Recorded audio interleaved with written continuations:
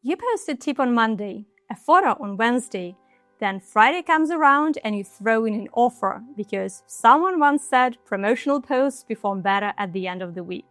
Technically, you're posting consistently, but is any of it actually bringing you closer to more bookings and sales? Because that's the difference between simply being active on social media and using it with a clear purpose to grow your business. Hey there, I'm Svetlana from Puri, and we make digital marketing simple for small businesses. In this video, I am going to show you how to create a social media strategy for your business, step by step with practical examples. And to make each step easier to follow, we will build a complete strategy for a business coach.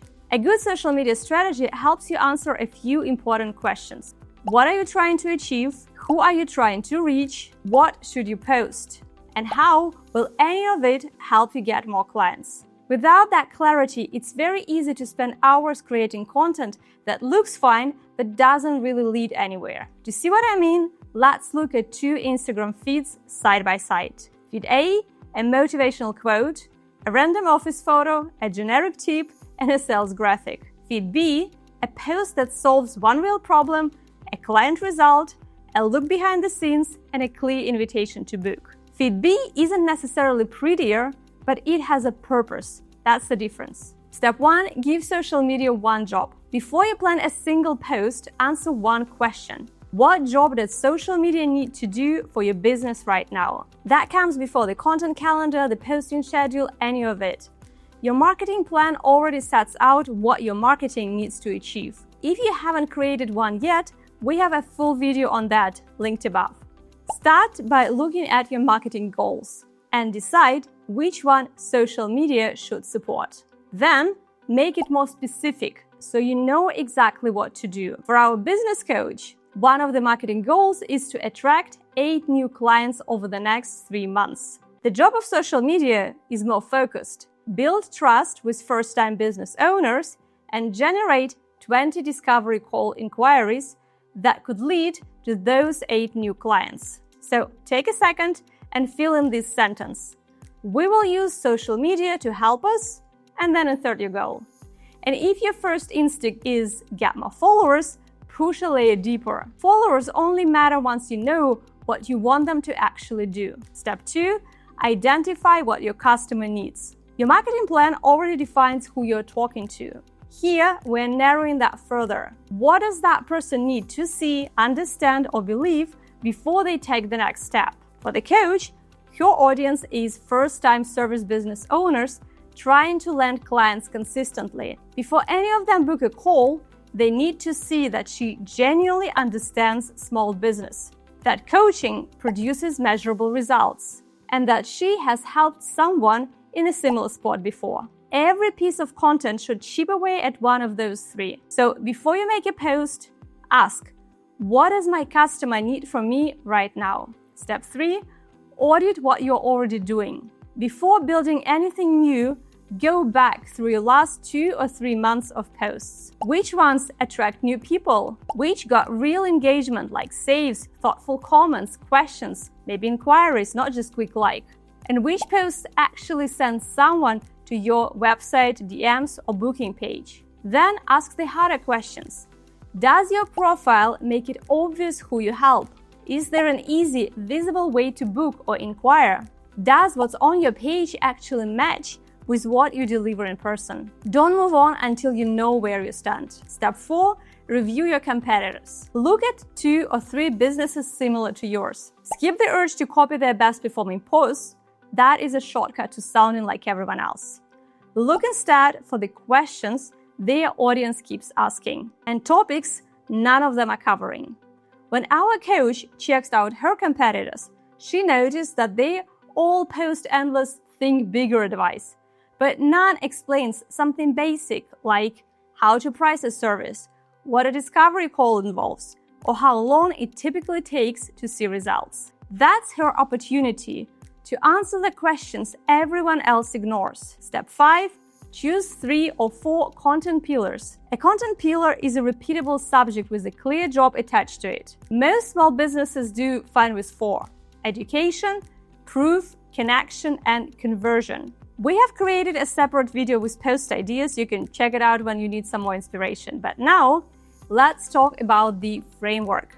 Education helps someone understand their problem and understand that there is a solution to their problem. For our coach, that could be a post explaining how to write clear, easy to understand offers. Proof shows the business actually delivers. Testimonials, before and afters, case studies, specific outcomes. Talk about your real clients and their results, anonymously or with permission.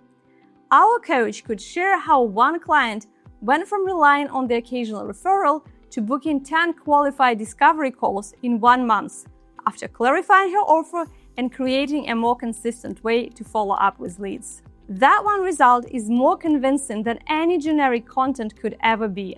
Connection is the person and the process behind the business. People want to know who they're working with, so our coach can show a typical session, team intros, or tell why she chose coaching. And conversion gives people an obvious next step. Book a call, join a list, send a message. As a rough starting point, you can use the following split: 40% education, 30% proof, 20% connection, and 10% direct promotion. You can adjust based on your goal and how familiar your audience already is with you. And remember what we said at the beginning. Your posts shouldn't exist in a vacuum.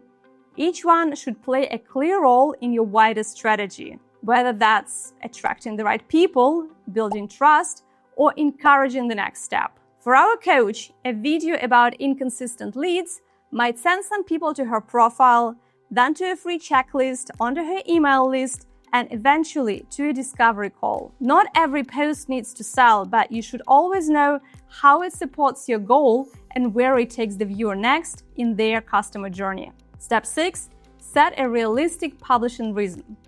Think about how often you can realistically publish, which formats you will lean on most, what existing materials you can repurpose instead of starting from zero every week. For the coach, this could mean 2 main posts a week, 1 short educational video, and 1 proof, connection, or conversion post, and informal stories throughout the week. Check out our content planning video when you sit down to create your content. I'll also link a free calendar in the description below. Step 7, choose metrics that match the goal. Your social media platform hands you a dashboard full of numbers. You can ignore most of them. Track only the ones that answer whether social media is doing the job you gave it back in step 1. For example, if visibility was your goal, check reach among non-followers, video views, and profile visits. If it was building trust, then watch saves, shares, real comments, and direct messages. And for inquiries or sales, see how many people click links, sign up, and book.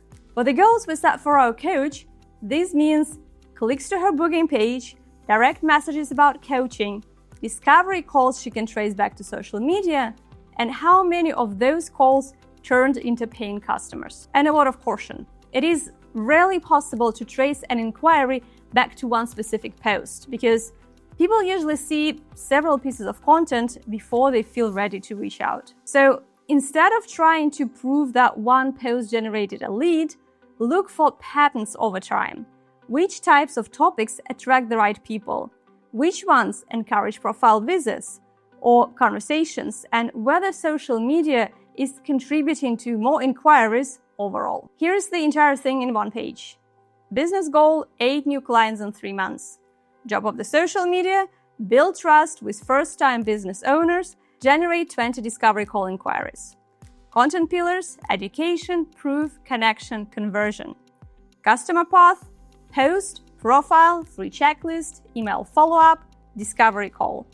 Publishing rhythm: 2 main posts a week, supported by stories. Primary metrics: booking page visits, direct inquiries, discovery calls, new clients traced back to social. So a social media strategy for a small business like this can genuinely fit on one page. You need to know what social media is supposed to achieve, what your audience needs to know before they trust you, which pillars deliver that message, and how someone moves from a post to a paying customers. And finally, what you are tracking to know if any of it worked.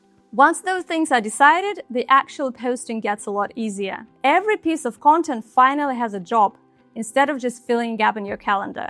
And if you want to make it even easier, sign up for Puri to get a marketing plan tailored to your small business, practical weekly action steps, and fresh content ideas every month, so you always know what to focus on and what to post next. If you found this helpful, give us a thumbs up and hit subscribe for more marketing tips from Puri. That's it for today. Thanks for being here, and I'll see you in the next one. Take care.